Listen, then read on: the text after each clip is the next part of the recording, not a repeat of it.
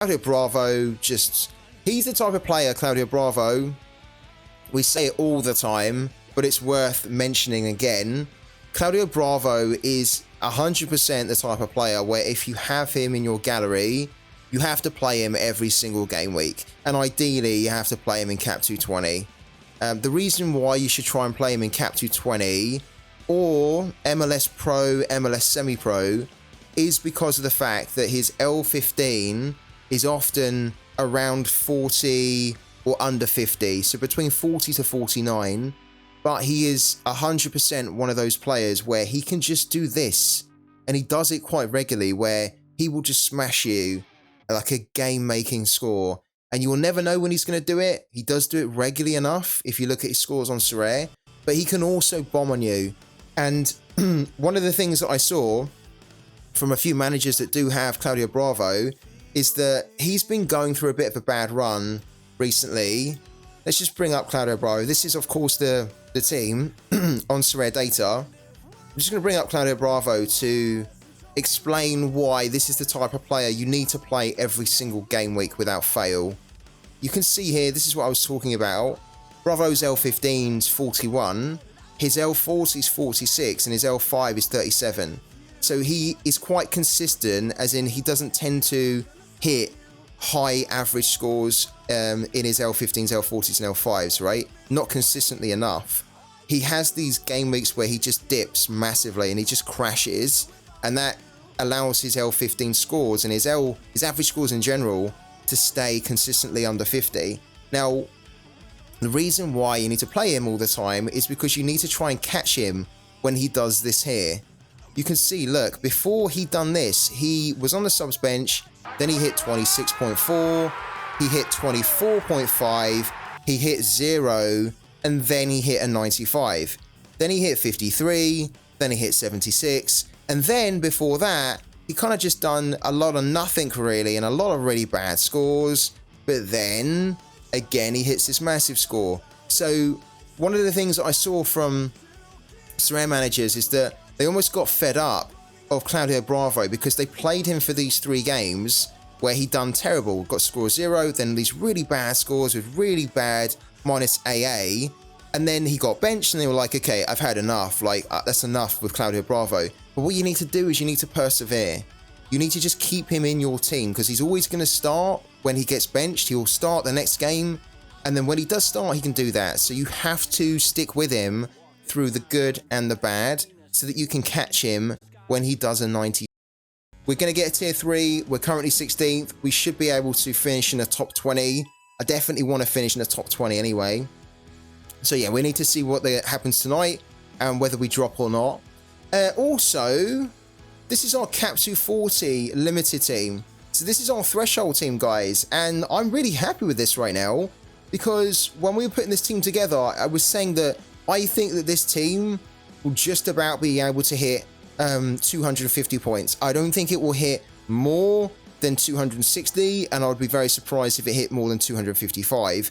And at the moment, the way that this is going, it's going to be spot on because Mark Machu plays tonight, and hopefully he starts because he is a main starter for the team. If Mark Machu just starts, then we're going to get 35 points, which takes us up to 247.2. So he needs to basically get 38 points in order for us to hit $5 threshold. And if he does do that, that'll be spot on to what we thought this team would be able to achieve. Miguel Vargas, unfortunately, he conceded a goal in like the 89th minute, which was brutal. Because if he hadn't done that, then we'd pretty much be guaranteed to hit the threshold just by then having Mark Machu start, right? But pretty much everyone's done what I thought they'd do here. I don't mind that Borja Baston didn't score because it is the La Liga Smart Bank, and as I always say, it's an under 2.5 goals league. So if you have a forward that's playing in an under 2.5 goals league, then you're basically going to have a forward that will have less chance to score. And in a 0-0 here, it's the perfect example of how that league is very under 2.5. But what I have to say is that Borja Baston, his AA was incredible in that game. So he was a little bit unlucky to not score. He had an AA of 15. He got most of it possession-wise, funny enough, because he won loads of his duels. But yeah, good player. And I'm happy that even though he didn't get a goal here, he was able to do something good in his AA to make this team a little bit easier to hit the threshold. So hopefully we can do that. And if we do, then it means that this will be a really successful weekend for us, because then we would win $5 threshold plus also a tier 3. And in an international game week, that's pretty good when you've just put out basically two yeah, so this is the team that we're going to be entering into, again, Cap 220. So we're going to be using another common card this time to help us to try and get another card reward. The prize pool in Cap 220 is even worse though. So if you have a look at the prize pool from the weekend in Cap 220, it wasn't that good anyway, because if you think about it, it's not going to be amazing because you are able to play one common card in here. So you can effectively just play four limiteds, which is why the prize pool is a little bit more reduced. On the weekend, the first place was getting a tier 1. For the midweek in Cap 220, 1st to 5th get a tier 2. So first place alone does not get anything special. So 1st to 5th only get a tier 2. Then 6th to 45th get a tier 3. Then 46 to 112 get tier 4s. And then of course it's tier 5s under that. So there's no tier 1s. There's no stars in Cap 220. So one of the things that I'm going to say is that if you don't have enough players to put together a team in Cap 220, it genuinely is not worth going out and buying players just to try and compete in Cap 220. Because unless you buy players for 60p, right, you're going to struggle to justify that cost for this specific game week. Because a tier 2, sure, a tier 2 is probably going to be worth about £20 or so. A tier 3 is probably only going to be worth around £7-8, something like that, maybe a little bit more. But then the tier 4s are going to be worth about £3. The tier 5s are going to be worth about 60p, something like that. So if you do end up buying specifically for Cap 220, you have to factor in the cost of bringing in a player to help you in this game week versus the actual value of the reward that you can realistically win with that team.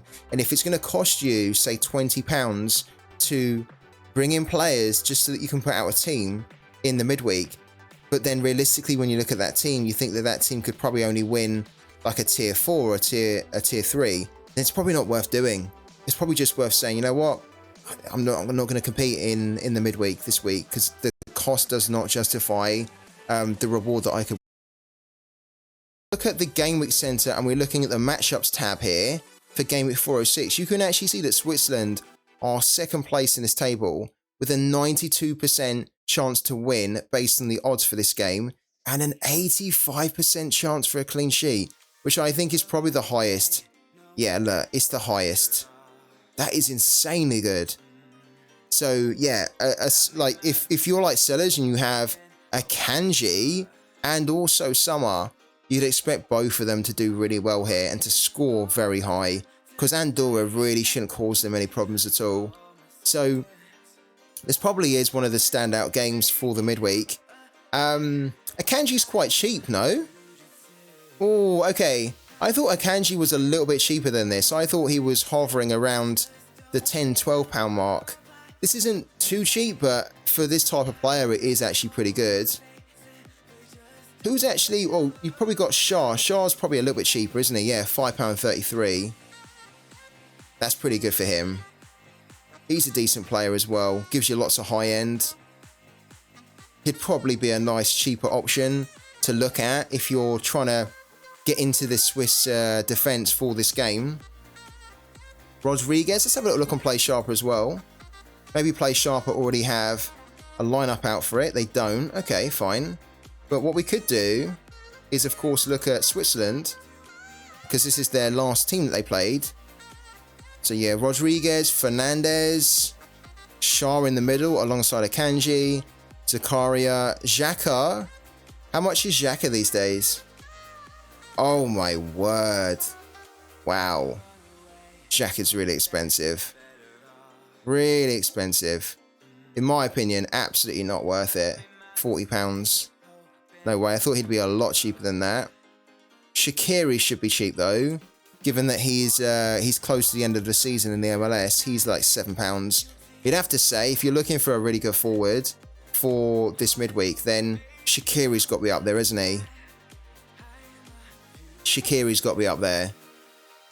Because even though he didn't do that great against Kosovo, his AA was still pretty good. 16 is decent, is actually very good for a forward. And against Andorra, you'd expect him to score. You'd expect him to score or have some involvement in a goal. So if he scores and then gets an AA of around 16 or 20, he's going to produce a score of around 70, 80. And that's, I think, what people should expect from Shaqiri this midweek, is that he does produce an attack and return, and then his AA will be something like 10, 15. I'm actually quite curious to see what his AA is for the Swiss national team, because I think it's pretty good, isn't it? The 8.9. So you should expect him to deliver a score like that. 80, something like that, 74, 70.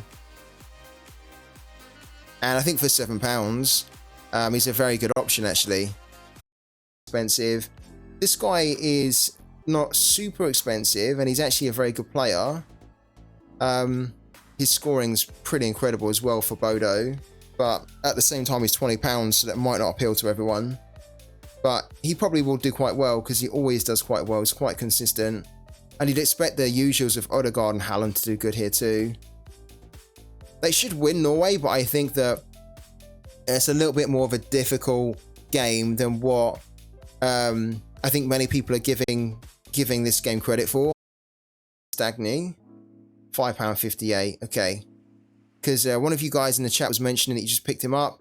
I think he's a good pickup. I really do, because he's got an L15 to 35 as well, which means that you can use him in cap 220, and he can potentially hit you a score like 60, 70.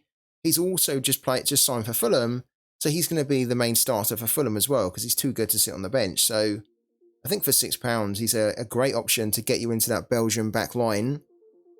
And they have a very, very good chance of keeping a clean sheet against Estonia. And this is probably the type of game that's well suited to Castagni, because he's an attacking fullback, right? So they're going to be doing a lot of attacking. He's going to have loads of opportunities to provide assist or even score a goal for himself. So he's perfect really for this midweek. No, don't tell me he's injured. No, that completely ruins my plan.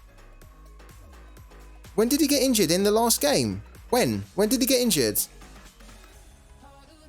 Have you got a link there? Because that completely ruins my team for Cap 220. I'm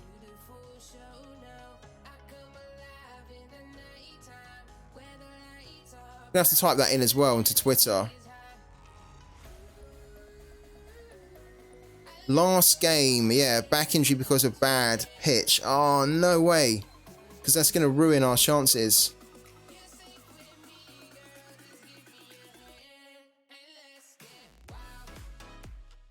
Where did you see that, FIFA?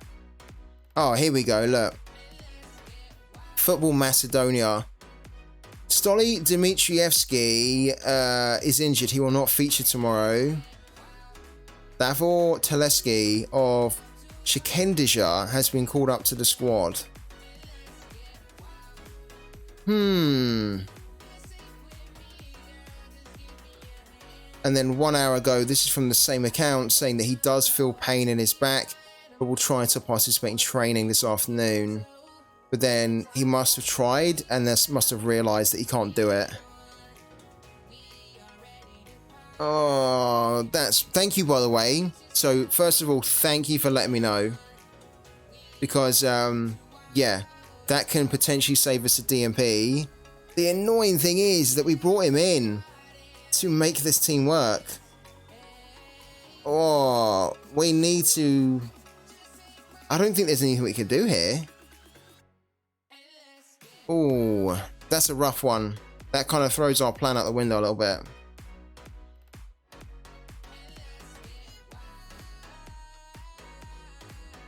That's a rough one. Now we have other goalkeepers here. We've got Castells, for example, but he is 15 points more Okay. So we can get around it. Oh, that's so annoying because we were really hoping that Stolly could, well, not hoping, we were expecting him to play. But of course, if he's injured, right? So that's just what happens. Okay. So thank you to FIFA for that. So Stolly actually wouldn't be a good one to target. Wasn't aware of that until just then. There's no way for us to play Leonardo Morales, is there? And make this team work now.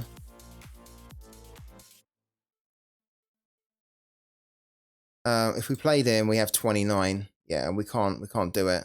Okay, so we have to switch Leonardo Morales into our Capsu 40, which will increase our chances to hit threshold. So it's not a deal breaker. I just wanted to play him in Capsu 20. Okay, but we have to adapt. We have to adapt. So Forsberg goes in there, and then let's throw back in. Where's he at? Almiron. Like that. Okay.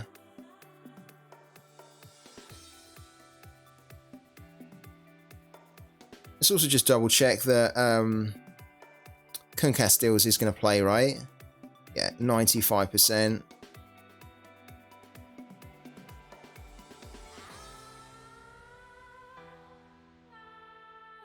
Okay, so unfortunately Stolly has to come out, but then we throw in Casteels, which is a great replacement anyway. It then means we have to play Konstantinos Lafayette against Spain, which is not ideal, but that's why we have Lafayette in there as a backup. And I'm glad we have him in our gallery for that. Because otherwise we'd need to go out, we'd need to try and buy somebody, and that's a bit of a hassle.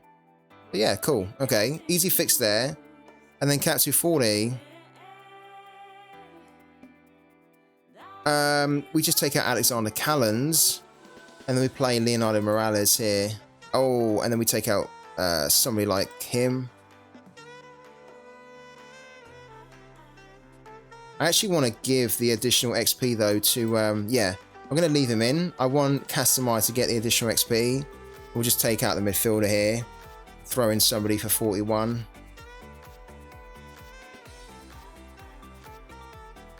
Yeah, Bandinelli will do. Like that.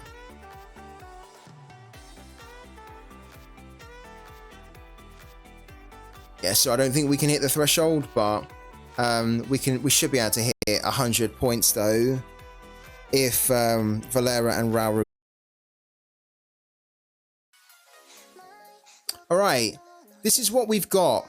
This is what we're working with for this evening.